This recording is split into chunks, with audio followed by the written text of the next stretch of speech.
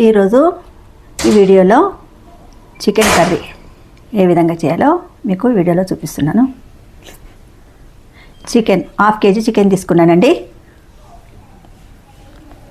కరివేపాకు,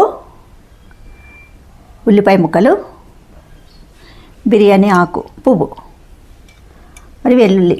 స్టవ్ వెలిగించుకొని బౌల్ పెట్టుకొని ఇందులో ఆయిల్ వేసుకుంటున్నాను.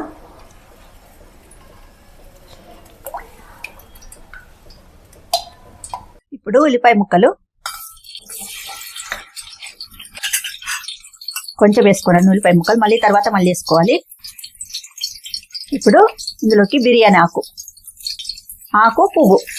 ఈ బిర్యానీకి ఎందుకంటే చికెన్ బిర్యానీ లాగా ఉంటుందండి. ఇలా వేసుకుంటే చాలా బాగుంటుంది, టేస్టీగా ఉంటుందని ఇలా బిర్యానీ ఆకు పువ్వు వేసుకుంటున్నాను. కరివేపాకు మరియు అల్లం వెల్లుల్లి పేస్ట్. వెల్లుల్లి పేస్ట్ వేసినా కూడా మళ్ళీ వెల్లుల్లి కూడా వేసుకుంటే చాలా కమ్మదనంగా టేస్టీగా ఉంటుంది.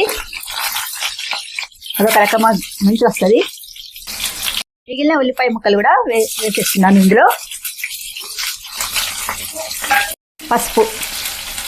ఉల్లిపాయ ముక్కలు వేసుకుంటే ఎక్కువ వేసుకుంటే అందులో చిక్కగా మంచిగా అవుతుంది. ఇవి వేగిపోయినాయండి. ఉల్లిపాయ ముక్కలు అన్నీ వేగిపోయినాయి.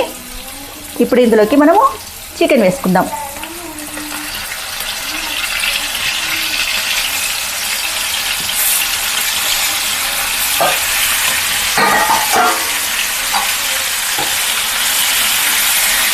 కలుపుతూ ఉండాలి. మంచి వేగేంత వరకు కలుపుకుంటూ ఉండాలి. ఇప్పుడు ఈ చికెన్ ముక్కలు కొంచెం వేగినాయండి. ఇప్పుడు కారం వేసేస్తున్నాను. కొంచెం ఎక్కువనే వేసుకోవాలి, ఎందుకంటే కొంచెం మంచిగా ఉంటుంది. ఇప్పుడు తగినంత ఉప్పు.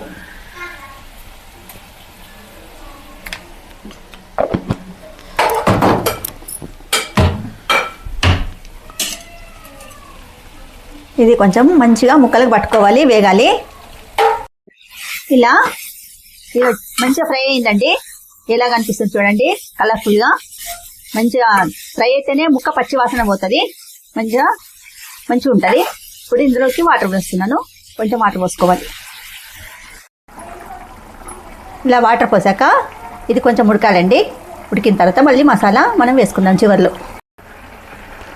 ఇప్పుడు చికెను మొత్తం ఉడికిపోయిందండి మెత్తగా. ఇందులోకి గసగసాలు, కొబ్బరి, ఇలాచి, దాల్చిన చెక్క, లవంగాలు ఇవన్నీ గ్రైండ్ చేసి ఇలా పెట్టుకున్నాను. ఇందులో వేస్తున్నాను.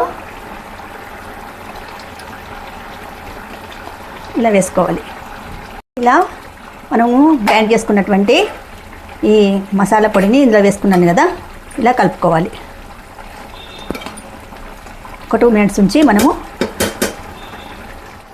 ఇప్పుడు చికెన్ కర్రీ రెడీ అయిపోయింది.